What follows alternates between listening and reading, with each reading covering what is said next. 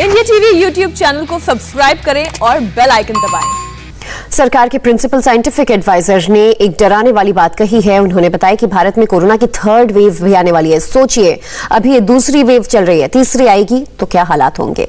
इस वक्त कोई भी नहीं जानता कि कोरोना की तीसरी लहर कितनी खतरनाक हो सकती है। सरकार के पास भी कोई डेटा नहीं है जिससे कि कोई भविष्यवाणी की जा सके, लेकिन चेतावनी जरूर मिल गई है और इसीलिए अपनी सेफ्टी बेल्ट बांध लीजिए और हमारी रिपोर्ट देखिए। सेकेंड फेज में ये हाल है, थर्ड फेज में क्या होगा? क्योंकि वायरस की रिसर्च पर कंफर्म हो गया कि कोरोना की तीसरी लहर भी आएगी। सरकार के principal scientific adviser Vijay Raghavan ने कहा है कि थर्ड वेव को आने से कोई नहीं रोक सकता। The phase 3 is inevitable given the high levels of circulating virus, but it's not clear on what time scale this phase 3 will occur. Hopefully incrementally, but we should prepare for new waves. इस वक्त सबसे परेशान करने वाला सवाल यह है कि क्या भारत कोरोना की तीसरी वेव के लिए तैयार है? मैं ये खबर काफी चिंताजनक है और काफी कंसर्न की खबर है कि हम लोग ये जानते हैं कि भी पहली और दूसरी और तीसरी वेव भी प्रेडिक्टेड थी कुछ ना कुछ हद तक। खास तौर से दूसरी और तीसरी वेव के बारे में तो काफी समय से चर्चा चल रही थी और अभी चिंता यह है कि दूसरी वेव से हम लोग अभी निपट नहीं पाए हैं, तब तक तीसरी वेव के बारे में भी प्रेडिक्शंस आ रहे हैं। अभी जो बातें पता चली हैं उसे देखना और समझना बहुत जरूरी है, क्योंकि तीसरी वेव दूसरी लहर से ज्यादा खतरनाक नहीं होगी, ये मानने का कोई आधार नहीं है।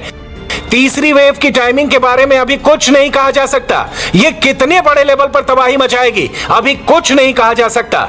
मौजूदा वैक्सीन तीसरे वेव के लिए कारगर रहेगी, अभी इस पर कुछ भी नहीं कहा जा सकता। Corona virus 2 variants, they may be more transmissible, but there's not too much we can do about that. We have to adapt our behavior. They might be less recognized by immunity. Now that's very bad too, but we can potentially update vaccines and have different kinds of strategies as new variants come. अप्रैल के आखिरी हफ्ते में दुनिया भर में जितने corona के case आए उसमें आधी तादाद भारतीयों की थी। रोज मरने वालों की तादाद के फिगर भारत में सबसे ज्यादा आ रहे हैं। भारत में रोज 3,500 से 4,000 लोगों की मौत हो रही है। ग्लोबल लेवल पर डेथ फिगर्स में 1/4 मौत भारत में हो रही है। कोरोना के इस दूसरी वेव में सरकार जैसे तैसे रिसोर्सेज को जुटा करके शहरों में तो इस बीमारी से पैदा हुई चुनौती का सामना कर रही है, लेकिन असली जो समस्या है वो है गांव में, क्योंकि सेकेंड वेव में ये बीमारी ये का जो संक्रमण है वो गांव में भी काफ़ी हद तक फैल रहा है। और समस्या ये आ रही है कि गांव में पहली बात तो टेस्टिंग का अभाव है, जिसकी वजह से ज़्यादातर केसों में पता ही नहीं चलता कि कोरोना हुआ है। भावनगर का जो चौगढ़ गांव है वो इसका एक क्लासिक एग्जाम्पल है, जहां पे पिछले 20 दिनों में 90 मौतें हो चुकी हैं कोरोना से, और एक दिन भी ऐसा नहीं बीता है जब इस गांव में पिछले 20 दिनों में चिताओं की आग बुझी हो। अब आप अंदाज़ा लगा सकते हैं, जब दूसरी वेव में ये समस्याएं आ रही हैं, दूसरी वेव में हालत इतनी ख़राब है, और ऐसे में अगर तीसरी वेव आ जाती है तो स्थिति किस हद तक बिगड़ सकती है। अभी भारत में यूके वेरिएंट ने तबाही मचाई है। ज्यादातर जिंदगी इसी वेरिएंट से निकले डबल म्यूटेंट ने ली है।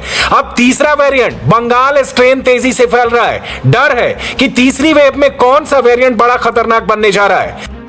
ये वेरिएशन इतनी तेजी से, ये वायरस इतनी जल्दी से वेरी कर रहा है या म्यूटेट कर रहा है कि इसके बारे में ये कहना बहुत ही मुश्किल है कि भी कौन सा वायरस कितना फेटल होगा। वो तो जब पता लगेगा कि भी जब हम उसका पैटर्न को एग्जामिन करेंगे। हेल्थ एक्सपर्ट कह रहे हैं कि भारत में हर्ड इम्यूनिटी अभी डेवलप नहीं होगी, लेकिन अगले 6 से 9 महीनों में अस्पताल पहुंचने वाले और मरने वालों की तादाद लगातार कम होगी। हर्ड इम्यूनिटी तब डेवलप होती है जब आबादी के एक बड़े हिस्से को वैक्सीन मिल चुकी हो, या लोग संक्रमण के बाद ठीक हो गए हो और उनमें प्रतिरोधक क्षमता बन गई हो। इसलिए तीसरी वेव को लेकर डर बना हुआ है। कोरोना की वेव ने बुजुर्गों को निशाना बनाया है। दूसरी वेव में नौजवान बहुत तेजी से संक्रमण का शिकार बने हैं। तीसरी वेव में आशंका है कि इसमें बच्चों को खतरा हो सकता है। तीसरी वेव आएगी तो गांव के इलाकों में बड़ी तबाही होने का डर है। हालांकि शहरी इलाकों में तो अभी से हालत बहुत खराब हो रखे हैं। राजस्थान के बड़े बड़े शहरों में अस्पतालों में जगह नहीं है और ऐसे वक्त पर गांव का मेडिकल ढांचा इतना मजबूत नहीं है कि कि वो तीसरी वेव को सह सके। वायरस के जो नए वेरिएंट्स की रिपोर्ट मिल रही है, जो रिसर्च हो रही है, उसके हवाले से कहा जा रहा है कि तीसरी लहर का वायरस पहली और दूसरी वाले वेरिएंट से करीब 1000 गुना ज्यादा खतरनाक हो सकता है और यह बच्चों को तेजी से इन्फेक्ट करेगा। अभी किसी को यह मालूम नहीं है कि कोरोना महामारी कब खत्म होगी, लेकिन हमें इस बात का ध्यान रखना होगा कि यह दोबारा ना उभरे। लेकिन तीसरी वेव ने इस डर को और बढ़ा दिया है। अब वायरस कैसे काम कर रहा है, इसे समझना बहुत जरूरी है। पहली वेव और दूसरी वेव में 6 से 7 महीने का वक्त लगा।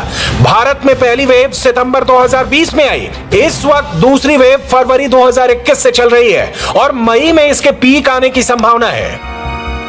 वायरस संक्रमण के पीक और फॉल आने में करीब 12 हफ्ते का वक्त लगता है, यानी ये वायरस 3 महीने तक फैलता रहता है, जान लेता रहता है।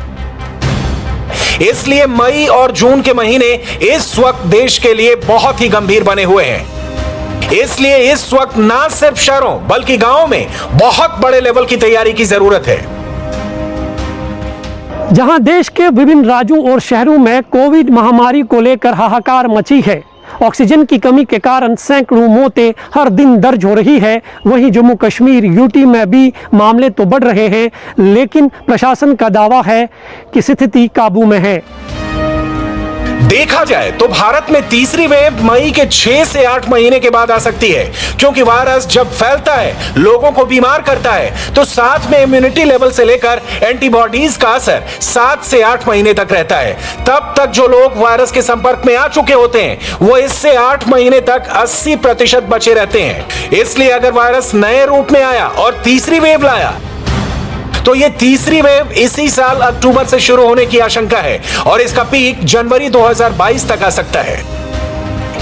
इस वक्त कोरोना वायरस को लेकर भारत के आंकड़े वाकई बहुत परेशान करने वाले हैं। इंडिया में कोरोना के केस बढ़ गए हैं, मौतों की तादाद लगातार बढ़ रही है। नए केस में रोज 2.5% का इजाफा हो रहा है।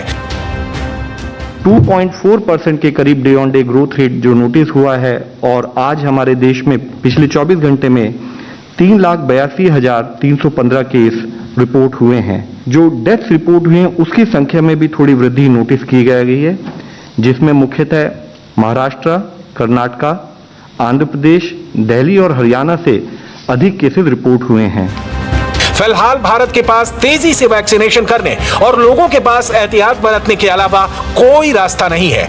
सावधानी बरतनी होगी और साथ में और बेहतर वैक्सीन पर रिसर्च जारी रखनी होगी। नमस्ते, मैं हूं मीनाक्षी जोशी। वीडियो और खबरों से अपडेट रहने के लिए India TV YouTube channel subscribe करें, बेल आइकन दबाना ना भूलें। जुड़े रहें इंडिया टीवी के साथ।